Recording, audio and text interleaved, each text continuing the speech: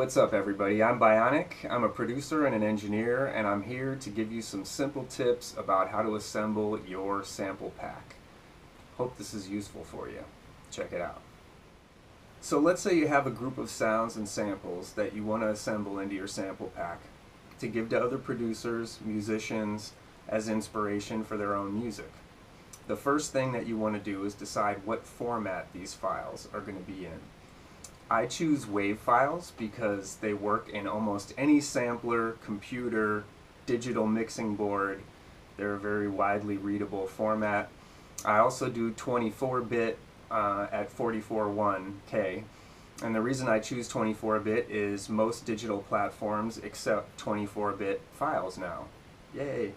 And 44.1, I want the best quality but the least amount of memory used. So that's why I do that. So once you choose your file format for these individual sounds, you want to bounce them all down one at a time to this same file format. So it's a uniform format for anyone that's going to use these sounds. They're not going to have to figure out what files work in their system and what files don't. So now you've figured that out. Let's move on to the next step.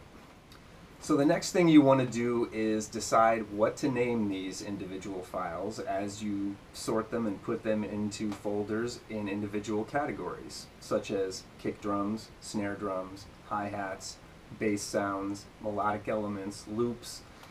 You could build your own categorization system that fits whatever your workflow is. But you want it to be easy for anyone to find and use these sounds when they're creating. So there's a couple steps involved in that. One is, like I said, creating folders within a folder that are all named for their categories. So maybe your main folder would be called Bionik Sample Library number 5. Then you click open that folder, and within that folder you'd make multiple subfolders named for each individual category. Kick, snares, hats, and so on.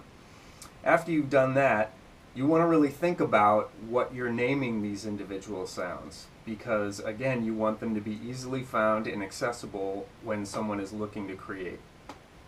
So I find when I am going to bounce a sound down to put into a particular subcategory like a hi-hat or a snare, that I listen to the sound carefully and I listen to the characteristics of it and then name the sample very methodically, clap, dry, live, with my name after it, Bionik, so that everyone knows where the sound came from later down the road when someone's got a few of the sounds in a folder. They look and at the end of the file name is my name.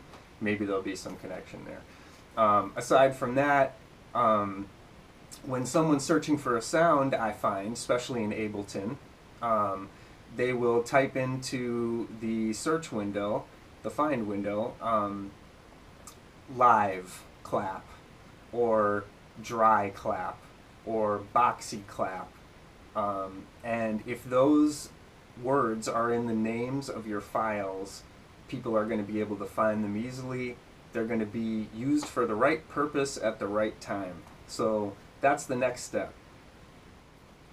Now the last step in this process is how to get these samples in your sample pack to the people that could use them to create. So what I choose to do is put them on Bandcamp. This is a way that someone could get it for free, or you could charge a nominal fee for this sample pack, and you can lay out all the details of it. It's royalty free, or these samples have to be cleared, or you have to give us credit, or whatever it is. All my samples are royalty free and free to use in whatever you want, all of your productions. And I just find that's a great way to contribute to the artistic community, is to give sounds colors, if you will, for artists to paint with. And it's not really about the sounds, giving away your individual sound or whatever, because someone else is going to do something different and beautiful with those same sounds, and it's going to be unique and different from whatever you did. So don't be afraid to give your sounds out. I think it's a really good time now, the accessibility of trading files and trading information. We should do this. Artists, producers, musicians, let's trade our information back and forth and feed and grow off of one another. So one of the benefits of uploading your sample pack to Bandcamp is you can upload the files one at a time, and hence you can categorize them. Upload all your basses first, upload all your kicks next, upload all your snares, and so on. It makes it really convenient for people to audition sounds and then download them, obviously. So I suggest Bandcamp. Maybe you have a better format that works for you. That's great too. But I really think that we should put out our samples and our music, our sounds, and it should be information out there for people to use and be inspired by. So thanks again for tuning in. I'm Bionik, and I hope these tips have been helpful to you in the creation of your own sample pack. I have a sample pack available on Mal Label Music. Maybe you've heard of them. My EP, Hypnotic Magnetism, is also on Mal Label, and you can find both of them on Bandcamp for free. Donate what you want, but they're out there, and I think you should put your sounds, your music, your information out there for other people to create and grow. Thanks again. Check you soon. Peace.